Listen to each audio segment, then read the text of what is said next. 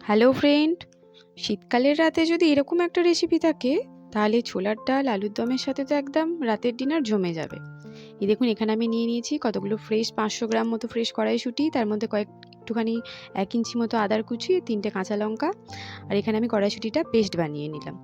আচ্ছা, যাই হোক, আপনাদের বলা হয়নি, হ্যালো এভরিওয়ান, আমি হলাম পামেলা, আর পামেলাস ক্রিয়েশনের একটা নতুন ভিডিওতে আপনাদের সকলকে স্বাগত। আর আজকে আমি বানাচ্ছি কড়াইশুঁটির কচুরি। আর ওই পেস্টটা খুব স্মুথ বানাতে হবে। কাঁচা লঙ্কার পরিমাণটা আপনারা আমাদের যেরকম ঝাল খান সেই অনুযায়ী বানাবেন।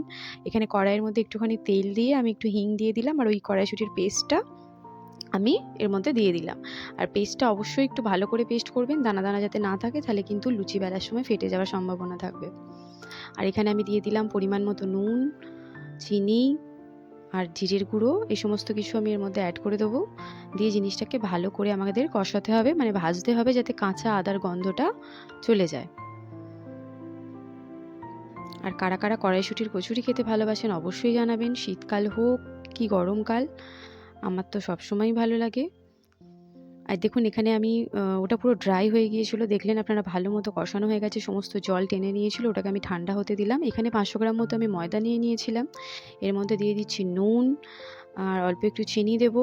আর এখানে আমি একটু ময়ানও দিয়েছিলাম, রিফাইন তেল, সেটা আপনাদের সাথে শেয়ার করা হয়নি। দিয়ে এটাকে আমি একটা ভালো মতো একটা জল দিয়ে একটা ডো বানিয়ে নেবো, যেরকমভাবে ময়দা মাখে নর্মালি সেইভাবেই মাখবেন। তবে একটু ডোটা একটু শক্ত মতো বানাবেন, খুব একটা নরমও বানাবেন না, আবার খুব একটা শক্তও করে দেবেন না, তাহলে কিন্তু ফেটে যাওয়ার চান্স আছে। এটা আমি ঢাকা দিয়ে একটু রেস্টে রাখলাম। এইবার যে আমি কড়াইশুঁটির পুরটা বানিয়েছিলাম এর মধ্যে আমি একটু মৌরি দিয়ে দিলাম, ওটা ভালো করে আমি মেখে নেবো। মৌরিটা কিন্তু দিতেই হবে, অপশনাল নয় একদমই, কারণ মৌরিটা না দিলে কিন্তু পুরের সেই টেস্টটা আসবে না। এইবার আমি ভালো করে আরও ওই ডোটা আমি ভালো করে একটু থেসে নিলাম। এবার কড়াইটা আমার গরম হয়ে গিয়েছিলো, এতে আমি রিফাইন তেল দিয়ে দিলাম লুচি ভাজার জন্য। এবার একে একে আমি লেচি কেটে কেটে আমি এখানে পুরটা ভরে নেব। আপনারা যারা যেরকম সাইজের লুচি খান সেইভাবেই আপনারা কিন্তু বানাবেন। আপনারা কড়াইশুঁটির কচুরি কে কে কী দিয়ে খেতে ভালোবাসেন, আলুর দম না ছোলার ডাল, সেটা অবশ্যই আমাকে জানাবেন। আমি তো শুধু খেতে বেশি ভালোবাসি, শুধু বা চা দিয়ে, আমার তো একটু বেশি ভালো লাগে তরকারির থেকে। এখানে দেখুন, আমি একটু বড় বড়ই লেচি নিয়েছিলাম, ভর্তি করে করে পুর দিয়েছি। দিয়ে এইভাবে আমি মোটামুটি সবগুলো বানিয়ে নেব।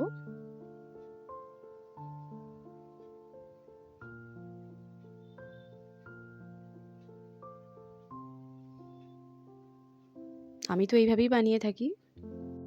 আর আপনারা কারা কীভাবে কড়াইশুঁটির কচুরি বানিয়ে থাকেন অবশ্যই আমাকে জানাবেন।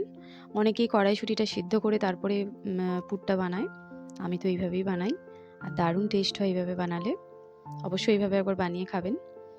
এবার দেখুন, আমি লেইগুলোকে একটু হাতে করে বাড়িয়ে নিয়েছিলাম, কারণ পুরোটা বেলনা দিয়ে বেলার সময় না অনেক সময় ফেটে যায়, এই জন্য হাতে করে আগে থেকে একটু বাড়িয়ে নিলে কম বেলতে লাগে।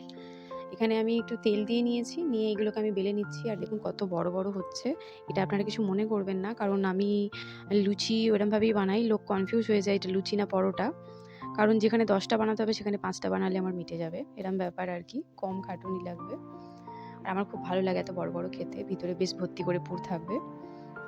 যাই হোক, আপনারা আপনাদের এ অনুযায়ী, মানে প্রয়োজন অনুযায়ী বানাবেন, যে যেমন আপনারা বানিয়ে থাকেন। এখানে আমার তেল অলরেডি গরম হয়ে গিয়েছিল, এবার আমি ওগুলোকে একে একে সব ভেজে নেব, লুচিগুলোকে মানে কচুরিগুলোকে। আর দেখুন এক একটা কত বড় বড় বড় আর কীরকম ফুলেছে, প্রত্যেকটা কিন্তু কচুরি আমার ফুলেছে, পুরো এক একটা ফুটবলের মতো হয়েছিল। এবার একে একে ভেজে নিয়ে আমি এগুলো তুলে রাখবো। আর এর সাথে আমি সেই দিন বানিয়েছিলাম চানা মশলা।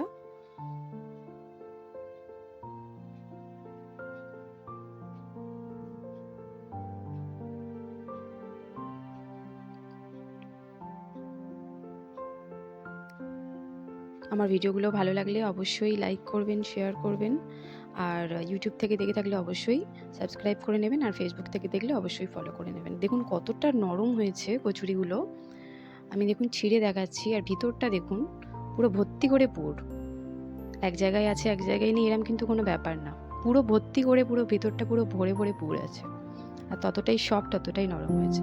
তো আজকের মতোই টাটা, সবাই ভালো থাকবে।